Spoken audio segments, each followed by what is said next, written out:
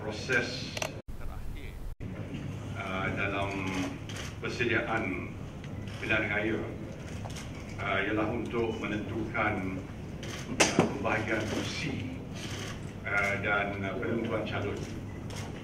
Beberapa faktor yang perlu kita ambil kira dalam penentuan kursi, pembahagian kursi dan juga penentuan calon, supaya mereka faham bahawa proses ini merupakan proses yang kompleks dan rumit. Proses ialah penentuan calon, tetapi objektif ialah untuk membentuk sebuah kerajaan yang kuat di peringkat nasional dan juga di peringkat negeri.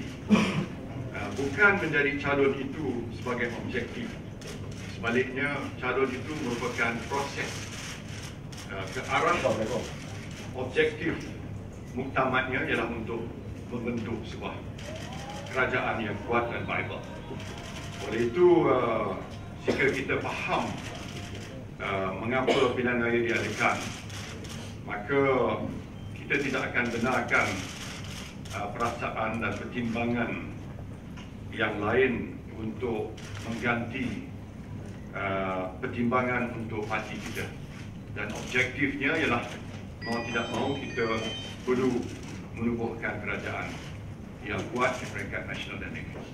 Itu tujuan utama perhimpunan diadakan. Saya uraikan beberapa faktor dalam penentuan yang akan dibuat oleh peringkat pucuk pimpinan, iaitu antaranya acceptability calon, kemampuan calon, track record dan juga pertimbangan yang adil antara parti komponen Barisan Nasional dan juga dalam parti itu sendiri.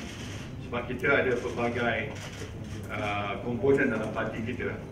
Ini kita ada mainstream, kita ada wanita, kita ada pemuda dan puteri. Dan masing-masing pun ada kehendaknya.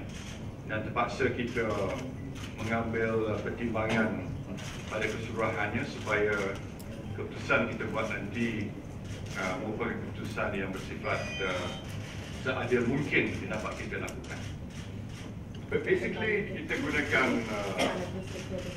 template-nya pilihan raya 2008 dengan sedikit penyesuaian yang kita ambil kira berdasarkan pada keputusan pilihan raya 2008. Bagaimana penyesuaian itu boleh mengukuhkan lagi peluang Barisan Nasional untuk menang.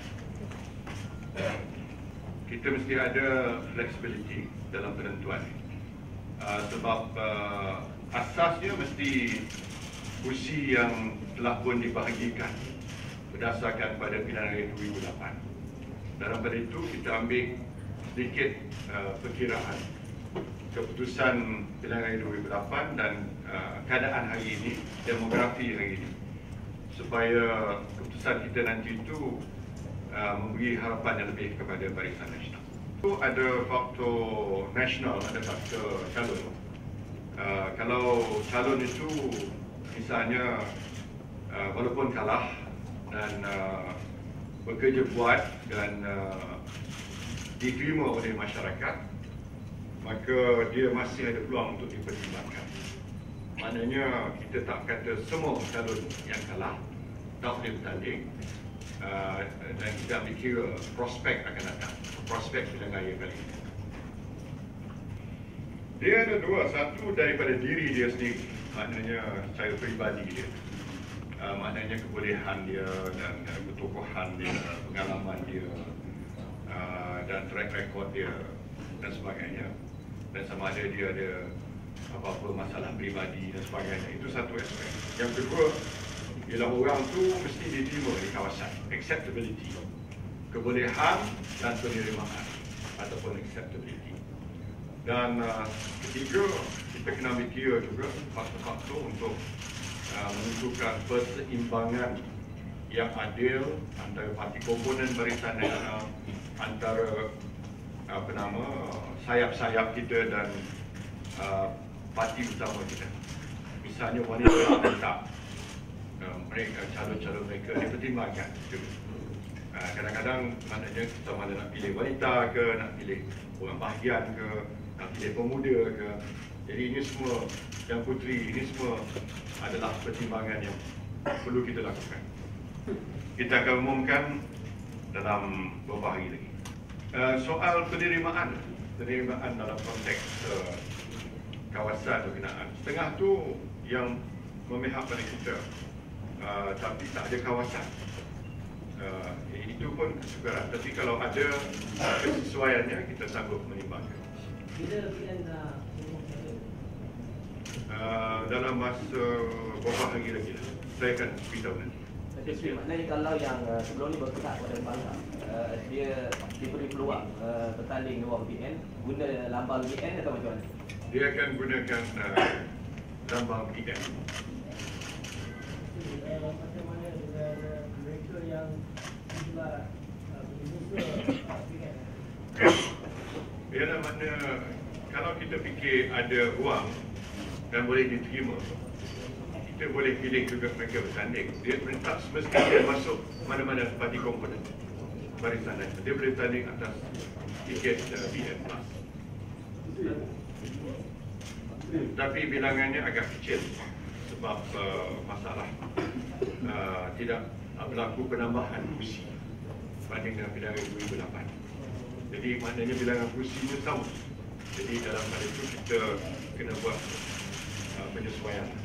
Jadi maknanya tidak ada suat, Ada swapping, ada mungkin ada satu dua kursi yang berlaku swapping, boleh juga.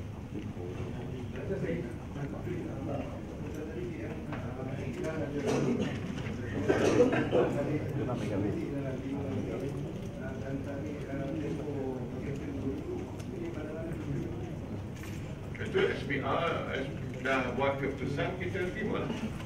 Keputusan itu maknanya dia cuba untuk membuat keputusan yang mencerminkan proses demokrasi yang sihat di Malaysia. Kita terima.